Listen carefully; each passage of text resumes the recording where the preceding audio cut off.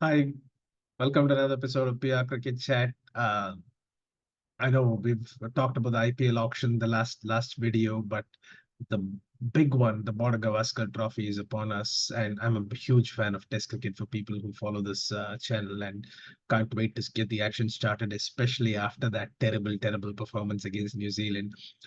I think in a way this is good because I think everybody is very realistic, and I don't know how many people are out there thinking India is going to go have a fabulous tour. The last two tours were just fabulous, and I thought that was the high in Indian cricket as far as Test cricket was concerned.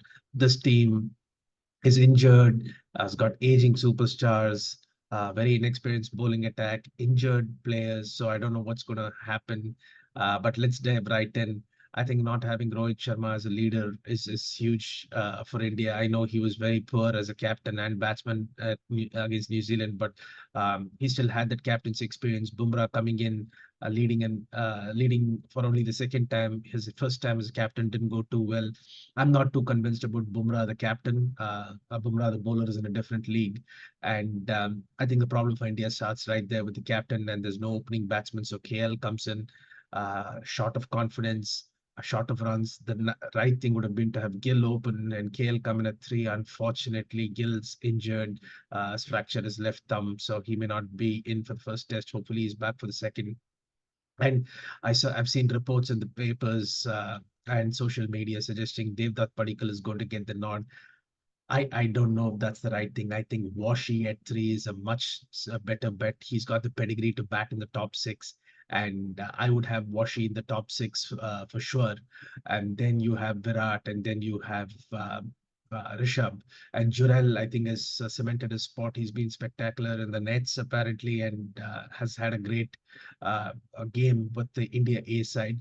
Then comes the interesting conundrum. I would pick Washi at three. I would pick Jadeja at seven, and green pitch. And I think India reaching to give Nitish Kumar Reddy a go.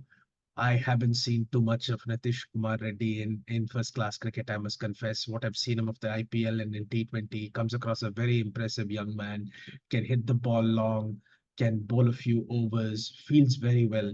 But can he do that in Test cricket? Can he do that on the biggest stage where Australia is generally a very tough place, an unforgiving place to debut? And can Nitish Kumar Reddy do that? His first class stats don't set the world on fire, but he's improving. His first class average has improved to 36 from where it was a couple of seasons ago. So he can bat a bit, and he picked a few wickets for Andhra. But how does that translate into international performance? We've got to wait and see. Sometimes you got to throw the youngsters in at the deep end and see how they survive. And I think there's a lot of criticism about Gambhir, but I think he's a good assessor of talent. He brought in Washi, and Washi performed brilliantly those two tests, and he's now betting heavily on NKR. If reports were to believe, there's going to be Nitish Rana at nine, and Bumrah and Siraj. Again, two debutants in a Border-Gavaskar first test. That seems a bit much. I'd actually go for Prasidh Krishna, then Bumrah and Akashdeep. Siraj's really gone off the boil, so I don't know why you would put up with, or rather push Siraj up in the first test. Let him bowl a bit more, get rhythm in the nets. Something's not quite right with Siraj. He could prove me wrong and take a bag full of wickets, but I don't see that happening. There you go. That's my 11 for the first test. To recap, I'd have uh, KL and Yashasvi Jaiswal at the top, Washi at three, Virat, Rishabh, Dhruv Jurel, Jadeja, NKR, uh, Bumrah, Akashdeep, and Krishna. That would be my 11 for Perth. I know there's a lot of reports suggesting Ashwin would play. That would be incredibly hard on Jadeja if you're not gonna play Jadeja. He's been your best batsman and bowler overseas for a while now. So let's see what happens. I think Perth, despite all the grass on the pitch, is a bat first venue. I think there've been only four tests at Optus, and all four tests have been won by teams batting first. India played four seamers last time here, and they ended up losing by 140 runs. So a spinner is a must. And Washi's overspin, right-hander, tall guy, delivers the ball well. I think he'll be a handful when if the wicket breaks up on day 4 and day 5 and the game goes that far. And Washi's batting is never in doubt. So I would actually pick Washi instead of Devdutt Padikkal and play him at 3. That way, India has 6 bowling options as well. Australia look a far more settled side. They go with the standard 3+1 combination, and they have Mitchell Marsh to chip in, Cummins, Stark, and Hazelwood as the pacers, Lyon, and of course Mitchell Marsh. Both teams look a bit shaky, especially on the batting front, but Australia's bowling looks far more settled. Um, I think if India bat first and put up 300, they have a shout. If Australia bat first and score 350, I don't think India can match up to that. And uh, if they don't start well, I think it's going to be a long 5 test series for India.